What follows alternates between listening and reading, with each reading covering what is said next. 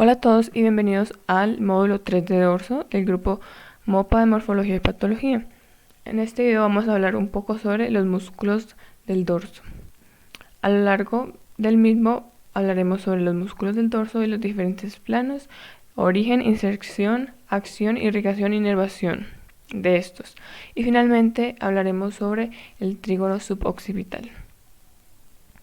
Bueno, primero que todo tenemos que la región dorsal incluye la parte posterior y del cuerpo y proporciona el eje musculoesquelético de soporte para el tronco. Los músculos asociados interconectan las vértebras y las costillas entre sí, también con la pelvis y con el cráneo. La musculatura dorsal se puede dividir en tres grupos o planos: un grupo o plano superficial, intermedio y profundo.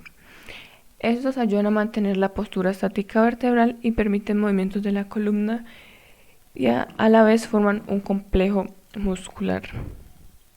También se pueden clasificar en músculos extrínsecos y músculos intrínsecos. Los músculos extrínsecos están formados por el grupo superficial y el grupo intermedio.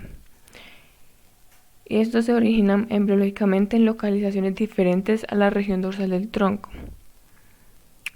Y se originan a partir de los hipómeros. Están inervados por los ramos anteriores o ventrales de los nervios espinales. Por el otro lado, los músculos extrínsecos están conformados por los músculos del plano o grupo profundo. Estos también son llamados músculos propios del dorso, músculos autóctonos, y movilizan la columna vertebral, y en vez de derivarse de los hipómeros se derivan de los epímeros. Y al contrario que los músculos extrínsecos, estos están inervados por los ramos dorsales de los nervios espinales. Entonces es importante tener en cuenta que los músculos extrínsecos del dorso y los músculos propios del dorso tienen orígenes embriológicos, inervación y funciones diferentes. A continuación vamos a ver más a profundidad el plano o grupo superficial. Ese plano superficial comprende músculos relacionados con los movimientos del miembro superior e implicados en ellos. Se encuentran inmediatamente profundos a la piel o al integumento y también a la fascia superficial. Sirven de unión de la parte superior del esqueleto apendicular, que está formado por la clavícula, escápula de húmero, con el esqueleto axial, que sería cráneo, costillas y columna vertebral. Está formado por dos músculos principalmente, el músculo dorsal ancho y el músculo trapecio. Comenzaremos hablando sobre el músculo trapecio. Este es un músculo plano, dispuesto como una capa muscular que tiene una forma aproximadamente triangular, y su base, la base del triángulo, está situado a lo largo de la columna vertebral, y este es su origen. Tiene un vértice apuntando hacia el extremo del hombro, que sería su inserción, y los músculos de ambos lados forman un trapezoide. Sus fibras superiores descienden desde el cráneo y la parte superior de la columna vertebral para insertarse en el tercio lateral de la clavícula y en el acromion de la escápula. La contracción de sus fibras elevan la escápula, y las fibras superiores e inferiores trabajan conjuntamente para rotar el borde lateral de la escápula hacia arriba con el fin de elevar los miembros superiores por encima de la cabeza. Tiene una inervación dada por el nervio accesorio, que es el 11º par canal, que desciende del cuello hacia la parte profunda del músculo. Aquí podemos ver el nervio accesorio, que da inervación al músculo trapecio y también al músculo esternocleidomastoideo. Y su irrigación está por la rama superficial de la arteria cervical transversa, que es rama del tronco tirocervical de la arteria subclavia principalmente, pero también puede recibir irrigación de otras ramas como la rama acromial de la arteria supraescapular y ramas dorsales de las arterias intercostales posteriores. La inervación sensitiva a la propiocepción está dada por ramas del plexo cervical que entran en la médula espinal en los niveles medulares de C3 y C4. Ya. Tenemos los músculos suboccipitales. Estos se encuentran en el plano profundo de la nuca, en la región cervical superior y conectan el atlas con el axis y también estos dos últimos con la base del cráneo. Son los siguientes: el músculo recto posterior menor de la cabeza, el músculo recto posterior mayor de la cabeza, el músculo oblicuo inferior de la cabeza y el músculo oblicuo superior de la cabeza. Dentro de la denominación anatómica es importante recordar que el músculo menor está encima del mayor, o el músculo mayor carga al músculo menor. Bueno, los músculos suboccipitales forman los límites del trígono o triángulo suboccipital. Esta es un área importante porque contiene varias estructuras. El contenido del área delimitada por estos músculos son la arteria vertebral, la cual la podemos ver aquí en esta imagen. En su segmento horizontal también venas asociadas como el plexo venoso occipital, el nervio suboccipital, que es ramo posterior de C1, que junto a la arteria vertebral que mencionamos anteriormente cursan por el surco del arco posterior del atlas. El trígono se encuentra cubierto por el músculo semiespinal y el longísimo de la cabeza, y su piso está formado por la membrana atlántico-occipital posterior y el arco posterior del atlas. Dentro de sus límites se encuentra que tiene un borde medial, un borde lateral y un borde inferior. El músculo recto posterior mayor de la cabeza forma el borde medial del triángulo o trígono. El músculo oblicuo superior de la cabeza forma el borde lateral y el músculo oblicuo inferior de la cabeza forma el borde inferior. Hay unas relaciones importantes a tener en cuenta. Primero, el nervio suboccipital, que es ramo posterior del nervio espinal C1, que se encuentra junto a la arteria vertebral, emerge superior al músculo oblicuo inferior de la cabeza, emerge superior. Y segundo, inferior al músculo oblicuo inferior, emerge este nervio, que es el nervio occipital mayor, ramo posterior del nervio espinal C2.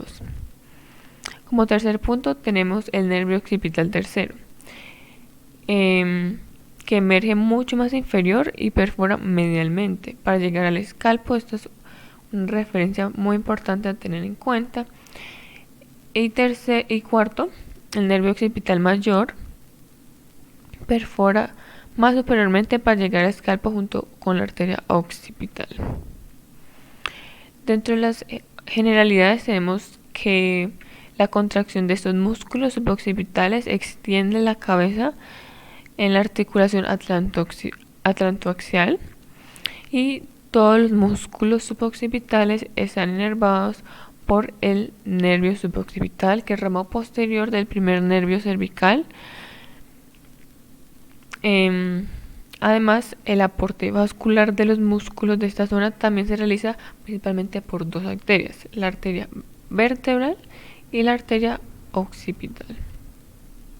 Bueno, entonces aquí tenemos una vista de estos músculos en el atlas virtual y vamos a mencionar el origen, inserción, irrigación e inervación de estos músculos suboccipitales. Comenzando por el músculo recto posterior menor de la cabeza, tenemos que su origen es el tubérculo del arco posterior del atlas. Aquí vamos a observarlo. Y su inserción es el tercio medial de la línea nucal inferior. Su acción es extender la cabeza y, como ya mencionamos, está inervada por el nervio suboccipital, irrigado por la arteria vertebral, rama de la arteria subclavia y una rama descendente de la arteria occipital que es rama de la arteria carótida externa. Continuando con el músculo recto posterior mayor de la cabeza, tenemos que se origina en la apófisis espinosa del axis y se inserta en el tercio medio de la línea nucal inferior y parte subyacente del hueso occipital. Tiene la misma inervación que todos los músculos occipitales e igual a irrigación. Y su acción es extender y rotar homolateralmente la cabeza. El músculo oblicuo inferior de la cabeza, que observamos señalado aquí, se origina en el ápex de la apófisis espinosa del axis y se inserta en la apófisis transversa del atlas. Su acción es rotar homolateralmente la cabeza. Está inervado y irrigado de igual manera que todos los músculos suboccipitales. Continuando, tenemos el músculo oblicuo superior de la cabeza, que se origina en la apófisis transversa del atlas y se inserta en el tercio lateral de la línea nucal inferior y la impresión subyacente del hueso occipital. Su acción es también extender y flexionar lateralmente la cabeza y también inclina la cabeza lateralmente. El segundo músculo de este plano es el músculo dorsal ancho o latísimo del dorso. Ese es un músculo grande, es aplanado y triangular y comienza en la parte inferior de la región dorsal del tronco. Y a medida que asciende, se afila y va formando un tendón que se inserta en el húmero. Sus fibras convergen superior y lateralmente y contornan el borde inferior del músculo redondo mayor y sufren una torsión, donde las fibras inferiores pasan a ser superiores. Las fibras de este músculo rodean el músculo redondo mayor y luego se ubican por delante de él y termina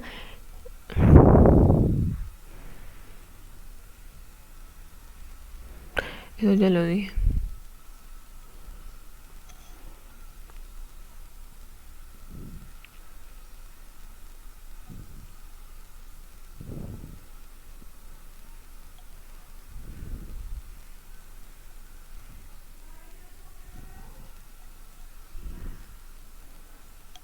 Listo. Again. Ya.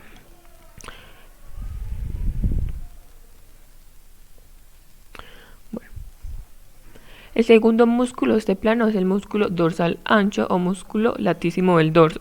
Este es un músculo grande, ancho, aplanado y triangular. Comienza en la parte inferior de la región dorsal del tronco y a medida que asciende se afila y va formando finalmente un tendón que se inserta en el húmero. Sus fibras convergen superior y lateralmente y contornan el borde inferior del músculo redondo mayor y sufren una torsión donde las fibras inferiores pasan a ser superiores. Termina en ese tendón aplanado y cuadrilátero que llega a la cara anterior del húmero para insertarse en el fondo del surco intertubercular. Como resultado de esta inserción, los movimientos asociados con este músculo incluyen extensión, aducción y rotación interna del miembro superior y depresión del hombro para evitar su desplazamiento superior. Y también contribuye a formar la pared posterior de la axila en su parte superior. Su borde inferior, junto con el borde de la cresta ilíaca, el borde superior de la cresta ilíaca y el borde posterior del músculo oblicuo externo del abdomen, forma el triángulo lumbar inferior. Aquí podemos observar los límites, la cresta ilíaca inferiormente, el músculo dorsal ancho y el músculo oblicuo externo del abdomen.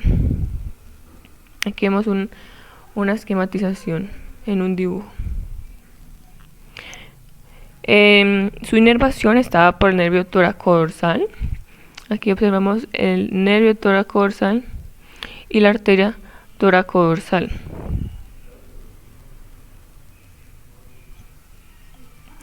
Esa es rama del fascículo posterior del plexo braquial y el mayor aporte de sanguíneo de este músculo está por la arteria tóraco-dorsal, que también está asociada a este nervio, como los podemos observar acá en esta imagen.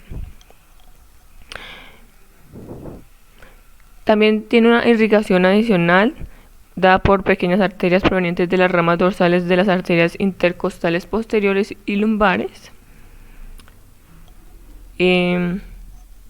Aquí vemos otras imágenes del nervio tóraco-dorsal, la arteria tóraco-dorsal. Listo. Ahora pasando al plano intermedio, tenemos que incluye músculos que se insertan en las costillas y que pueden realizar una función respiratoria. Y agrupa los músculos romboideos, elevador de la escápula, serratos y músculos esplénicos.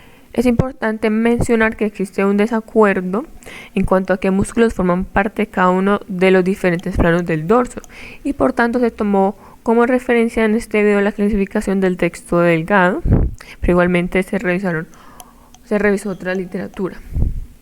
Comenzando con los músculos romboides, tenemos el romboideo mayor. El romboideo mayor tiene origen en la apófisis espinosa de T2 a T5 y sus ligamentos supraespinales adyacentes, y se inserta en la parte infraespinal del borde medial de la escápula, y formando el piso del trígono de auscultación. Como acción tenemos que retrae, fija y elevan y rotan inferiormente la escápula. Está inervado por el nervio escapular dorsal y la arteria dorsal de la escápula.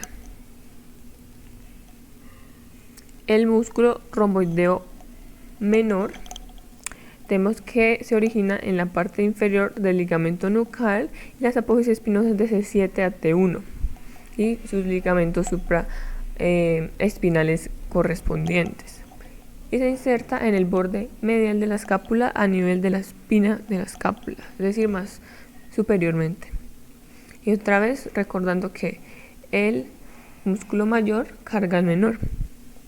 También aplica en los romboideos. Y su acción también es, al igual que el mayor, retractar y fijar la escápula. Y tiene la misma irrigación y inervación. Entonces, en la irrigación tenemos que está irrigada por la arteria dorsal de la escápula. Aquí la vemos en el atlas, la arteria dorsal de la escápula, rama de la arteria subclavia, y está inervada por el nervio dorsal de la escápula, que se origina del plexo braquial. Bueno, ahora el músculo elevador de la escápula. Este músculo está situado en la región posterior del cuello y se encuentra cubierto por el músculo trapecio. Es un músculo fino y desciende a partir de las apófisis transversas de las vértebras cervicales superiores hacia la parte superior del borde medial de la escápula en el ángulo superior. Este recibe su inervación de las ramas de los ramos ventrales o anteriores de los nervios espinales C3 y C4 y del nervio escapular dorsal o dorsal de la escápula, que es ramo del plexo braquial. Está irrigado también por las arterias cervical transversa y cervical ascendente, y algunas veces también dorsal de la escápula. Entonces aquí vemos la arteria dorsal de la escápula, la cervical transversa, que irrigan este músculo, y su acción es elevar la escápula, y también puede ayudar a otros músculos a rotar inferiormente el borde lateral de la escápula. Es extensor y rotador homolateral del cuello.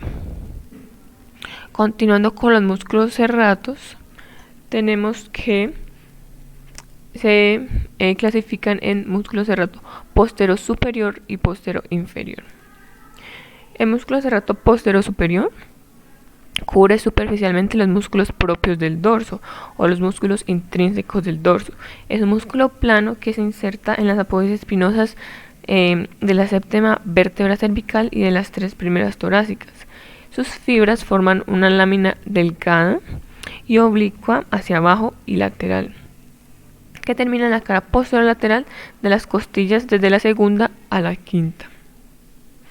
Está inervada por las ramas posteriores de los nervios intercostales cercanos y su función es elevar las costillas. Continuando con el músculo serrato posterior inferior, tenemos que este también es un músculo plano y fino y se encuentra cubierto por el músculo dorsal, ancho o latísimo del dorso, y a su vez cubre el músculo erector de la columna.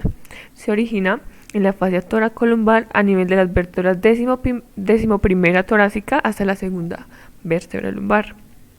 Desde allí se dirige hacia el lateral y hacia arriba a la cara posterior lateral de las últimas 4 costillas. Ese es inervado por las ramas posteriores de los nervios intercostales. Está irrigado por las arterias intercostales posteriores, que son ramas de la aorta torácica. Y su acción es deprimir o descender las costillas 9 a 12. Bueno, continuando con los músculos esplenios, vemos que existe músculo esplenio en la cabeza y músculo esplenio de cuello o cervical. Los músculos esplenios se encuentran cubiertos por el plano de los músculos trapecio y el músculo esternocleidomastoideo, y cubren a su vez el plano de los músculos, el músculo longuísimo de la cabeza y el elevador de la escápula. Estos dos discurren desde las apófisis espinosas y el ligamento nucal en sentido superior y lateralmente. Comenzando con el esplenio en la cabeza, vemos que se inserta por abajo y medialmente en las apófisis espinosas de la tercera vértebra torácica hasta la cuarta vértebra cervical, en los ligamentos interespinosos correspondientes y en el tercio inferior del ligamento nucal. Este es un músculo ancho y aplanado que asciende oblicuamente para fijarse por arriba en la línea nucal superior del hueso occipital en la apófisis mastoides. Y el músculo esplenio cervical se puede decir que está inferior y lateralmente más inferior. Es un músculo más estrecho, se inserta por abajo y medialmente en las apófisis espinosas desde la quinta hasta la vértebra torácica, y desde allí sus fibras se dirigen hacia arriba a los tubérculos posteriores de las apófisis transversas de las 3 primeras vértebras cervicales.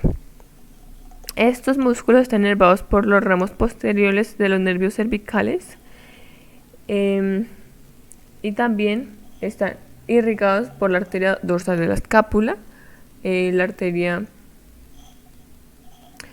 transversa del cuello y cervical ascendente, que es rama del tronco tirocervical, y se actúan unilateralmente, es decir, solamente se contrae uno, rota la cabeza hacia el mismo lado, y se actúan bilateralmente, son extensores de la columna y dirigen la cabeza hacia atrás, extendiendo el cuello. Ambos esplenios están irrigados por varias arterias, entre ellos la arteria cervical profunda, la cual observamos aquí en esta imagen.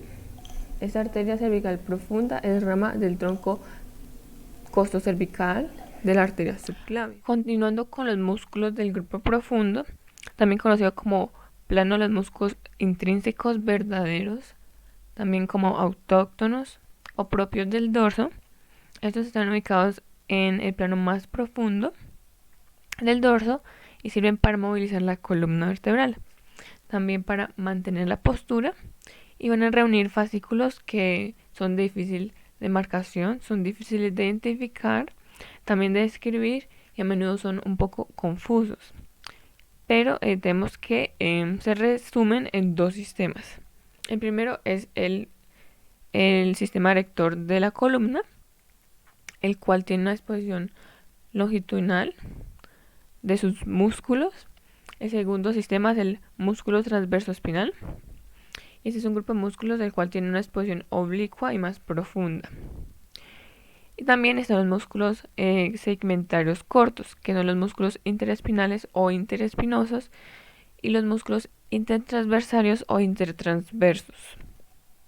Estos anteriores músculos entonces, se encuentran directamente relacionados con los movimientos de la columna vertebral y también de la cabeza.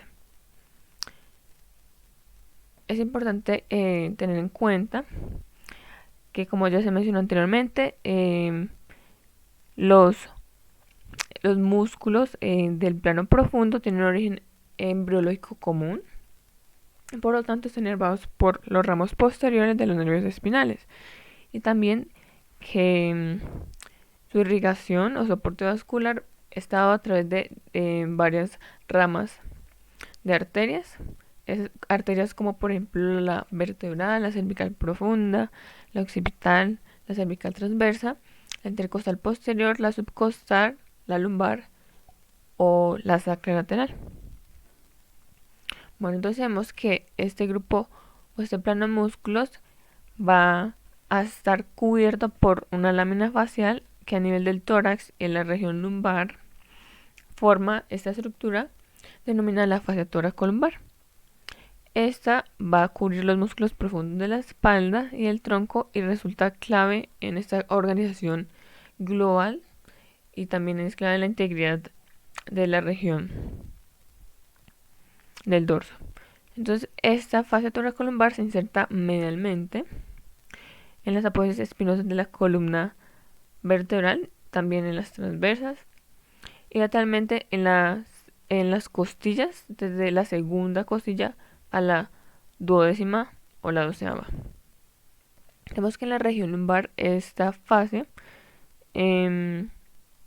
se divide o consta de 3 capas o 3 hojas. La hoja anterior, la media y la posterior. Entonces vamos a ver cada una de ellas. La posterior, que es esta que se señala aquí en la imagen, esta es una hoja gruesa y está fijada a la apófisis espinosa de las vértebras lumbares y también de las sacras. Y también está fijado al ligamento supraespinoso de estas vértebras. De aquí se extiende lateralmente para cubrir al músculo erector de la columna, que es este que se señala aquí, músculos erectores de la columna, que es el mismo sistema de músculos erectores de la columna. La hoja media, el cual lo podemos observar aquí, la podemos observar acá, se inserta medialmente en las apófisis transversas de las vértebras lumbares y en los ligamentos intertransversos. Se encuentra inferiormente en la cresta ilíaca, se inserta, y superiormente se inserta en el margen inferior de la 12ª o 12ª costilla. Y finalmente está la hoja anterior, que cubre la superficie anterior del músculo cuadrado lumbar, que es un músculo de la pared abdominal, y se fija medialmente a las apófisis transversas de las vértebras lumbares. Inferiormente se inserta en la cresta ilíaca y superiormente forma el ligamento arqueado lateral que sirve como inserción para el músculo diafragma. Entonces es una imagen donde podemos observar esta fascia toracolumbar. Continuando con los músculos de este plano profundo, tenemos primero el músculo erector de la columna, también conocido como masa lumbar común. Este es el mayor grupo de músculos intrínsecos de la región dorsal del tronco. Tiene una porción indivisa que va a ocupar la región tanto sacra y la lumbar. Estas se sitúan posterior lateralmente a la columna vertebral entre apófisis espinosas situados medialmente y los ángulos de la costilla lateralmente. Aquí en la imagen serían estos 3 músculos que se encuentran en azul. Como ya se mencionó anteriormente, están cubiertos por la fascia toracolumbar, también por otros músculos como el músculo serrator posterior inferior, los romboides y esplenios. La masa de fibras musculares, que es este músculo, se origina a partir de un tendón ancho y grueso que está fijado al sacro. Inferiormente, a las apófisis espinosas de las vértebras lumbares y torácicas inferiores y la cresta ilíaca. En la región lumbar superior, estas se dividen en 3 columnas verticales y cada una de ellas se va a subdividir regionalmente y se van a denominar de acuerdo con el nivel de sus inserciones, ya sea en lumbar, en torácica, cervical y en la cabeza. Eso depende del punto donde se vayan a insertar superiormente estos músculos. Entonces se diferencian tres músculos ordenados desde lateral hacia medial. El longuísimo, el músculo, iliocostal, el longuísimo y el espinoso. Y tenemos que en la superficie inferior común de estas tres columnas se va a encontrar la que se denomina como aponeurosis del músculo erector de la columna y va a cubrir la estructura carnosa más profunda y se va a insertar en el tercio posterior de la cresta ilíaca.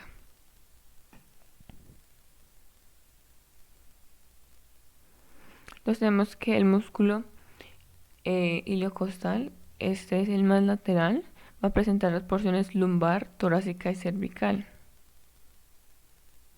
Entonces aquí tenemos en esta imagen el iliocostal cervical, aquí, y el lumbar.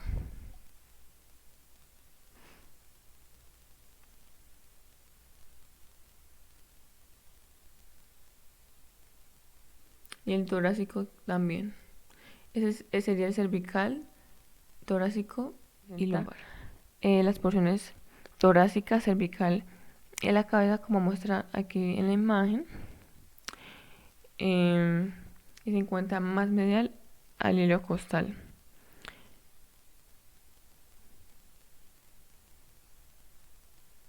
Este va a constituir la columna intermedia del músculo erector y se subdivide, como ya vimos, en tres porciones. La porción torácica se inserta en las apófisis transversas de las vértebras torácicas. La porción cervical o del cuello se dirige desde las apófisis transversas de las 6 primeras vértebras torácicas hasta las apófisis transversas de las 6 últimas vértebras cervicales. Y finalmente, el longuísimo de la cabeza se origina en las apófisis transversas de las 3 primeras vértebras torácicas y las 5 últimas vértebras cervicales. Y se va a insertar distalmente en la apófisis mastoides. Y tenemos otra vista de este mismo músculo, el longuísimo. Un video donde se muestran sus diferentes porciones.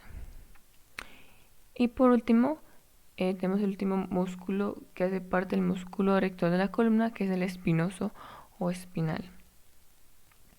Entonces aquí se puede observar, este consta de 3 porciones, un músculo espinoso torácico, cervical y de la cabeza. Entonces este se ubica inmediatamente medial al músculo longuísimo. Es importante entonces tener en cuenta que el músculo iliocostal presenta porciones lumbar, torácica, cervical. El longuísimo presenta porciones torácica, cervical y de la cabeza.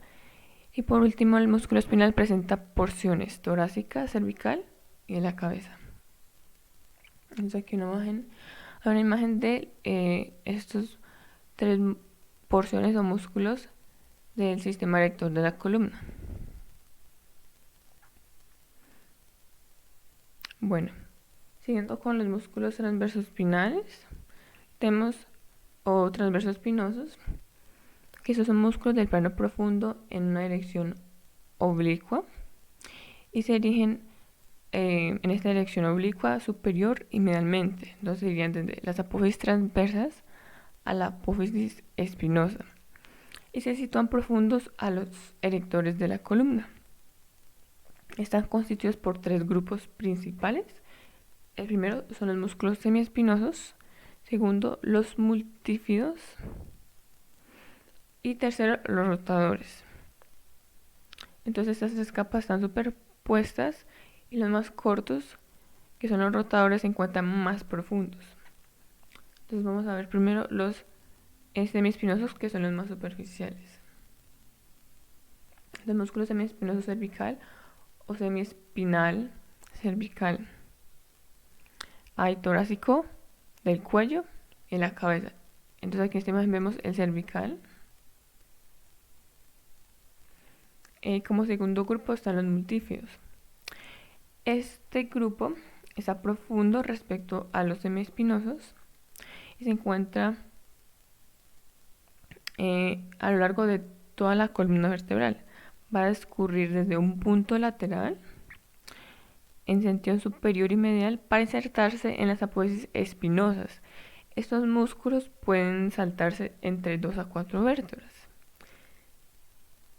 Como ya se mencionó, se encuentran en toda la longitud de la columna vertebral, pero están muy desarrollados en la región lumbar, y esta es una característica principal de este grupo muscular. Continuando, tenemos los músculos rotadores, que como vimos son músculos pequeños, son los más pequeños y profundos de este grupo, y están presentes a lo largo también de toda la columna vertebral, pero están desarrollados en la región torácica. Los multífidos están más desarrollados en la región lumbar y los rotadores están más desarrollados en la región torácica y se extienden desde apófisis transversa a espinosas y cruzan 2 vértebras, y los rotadores que cruzan 2 vértebras son llamados rotadores largos, o pueden insertarse en la vértebra adyacente siendo llamados rotadores cortos. Entonces acá vemos una imagen donde nos señalan los músculos rotadores torácicos. En esta imagen podemos ver un rotador largo y un rotador corto. Entonces el largo iría de una vértebra hacia otra vértebra, pero saltando una. En cambio el corto iría de una vértebra a la siguiente, a la adyacente. Aquí tenemos otra imagen de los músculos rotadores largos y cortos.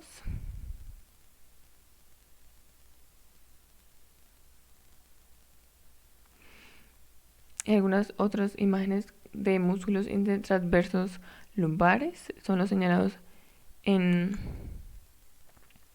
azul,